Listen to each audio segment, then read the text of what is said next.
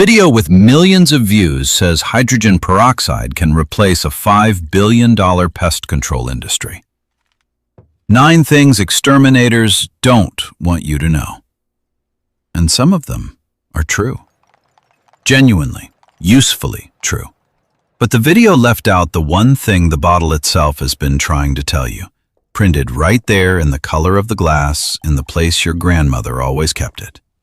Keep it in the dark. Hydrogen peroxide is one of the most powerful oxidizers you can buy for $1. But power without context is just chemistry, and chemistry without context is just fizzing. This is the story of a 200-year-old compound, a $1 bottle, and the one principle that 9 tips couldn't teach you. Where you use it determines whether it works. To understand why, we need to go back to the laboratory where it was born. The archive opens in Paris. In 1818, a chemist named Thénard mixes 2 compounds in his laboratory and watches something fizz. He calls it eau oxygénée, oxygenated water. He notices something odd. The compound is powerful but fragile. In sunlight, it weakens. In the dark, it holds. He makes a note. 200 years later, your grandmother would discover exactly the same thing. By the 1860s, the compound had a job: bleaching. The peroxide blonde was born. The same chemistry that strips color from hair would one day strip life from fungus gnats. In the trenches of World War I, medics poured hydrogen peroxide into open wounds. It fizzed, it cleaned. It killed surface bacteria, but it also killed healthy tissue. H₂O₂ is a weapon. It doesn't choose sides. In 1942, German engineers loaded a liquid into the V2 rocket. They called it T-Stoff. It was hydrogen peroxide at 90% concentration. When released over a catalyst, it generated steam at 600 degrees. Enough force to send a rocket from Peenemünde to London. The same compound. At 3%, it cleans your counter.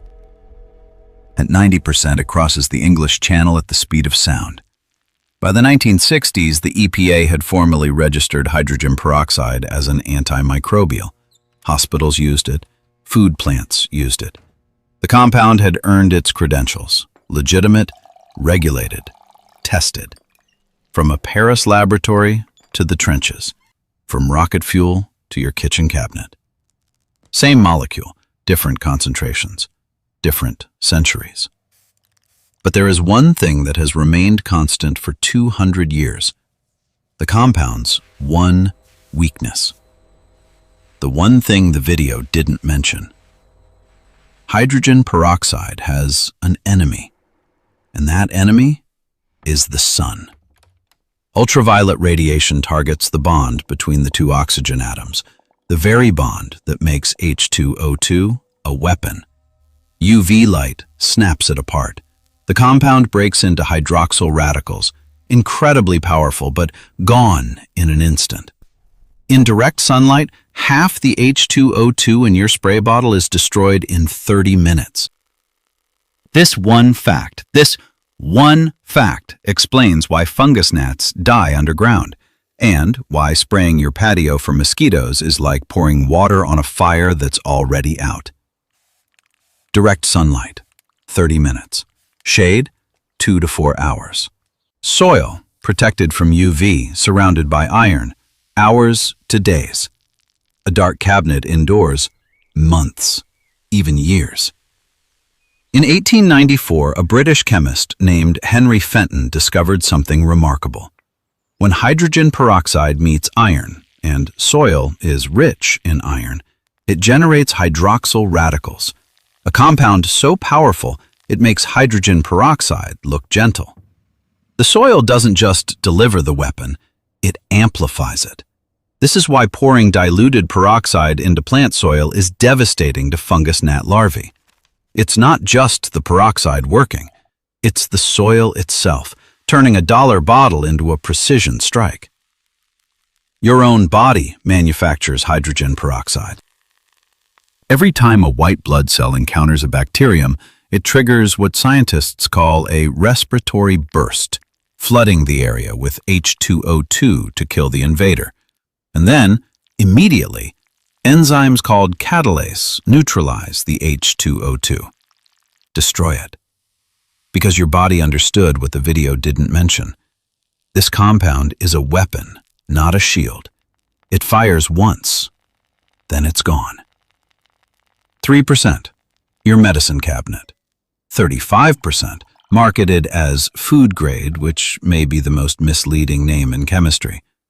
At that concentration, it can cause severe chemical burns on contact. It is not safe for household use without proper dilution and protective equipment.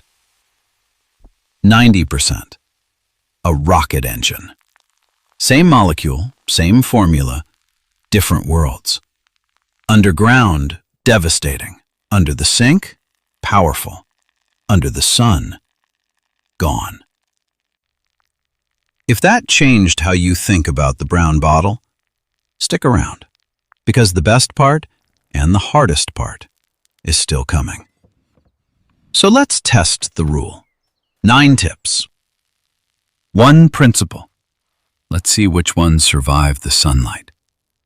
But before we talk about what H₂O₂ can't do and what it destroys that you didn't expect, let's start with what it does brilliantly. Fungus gnats. The small black flies hovering around your houseplants. One female lays 200 eggs a week in the soil. And here, hydrogen peroxide earns its reputation. 1 part 3% peroxide to 4 parts water poured into dry soil. Underground, shielded from UV, surrounded by iron that amplifies its power through the Fenton reaction, the compound devastates larvae and eggs. The fizzing isn't just chemistry. It's aerating the soil, delivering oxygen to the roots. This is hydrogen peroxide doing what it does best, in the dark, in the soil, in the conditions it was made for. Mold and mildew indoors. The EPA acknowledges H₂O₂ as an effective antimicrobial. It outperforms bleach on porous surfaces. Rodent cleanup. The CDC recommends disinfection before handling droppings. 3% hydrogen peroxide, sprayed 5 minutes, wiped. These applications work because they happen indoors, protected from UV. The video recommended spraying hydrogen peroxide on your patio 30 minutes before sitting outside. But earlier in the same video, it acknowledged that hydrogen peroxide breaks down relatively quickly when exposed to light. 30 minutes in sunlight. The chemistry doesn't support this. The video's own words don't support this. By the time you sit down, the compound has already become water. But there's something else the video didn't mention, something no video in this space mentions. A single ladybug eats 50 aphids a day, 5,000 in a lifetime. Lacewings eat 200 a week. Parasitic wasps inject their eggs into the larvae of the very pests you're trying to kill. These are your garden's unpaid pest control team, working around the clock for free, generation after generation. Hydrogen peroxide doesn't read the employee badge. The compound doesn't discriminate. The ladybug dies the same way the aphid does.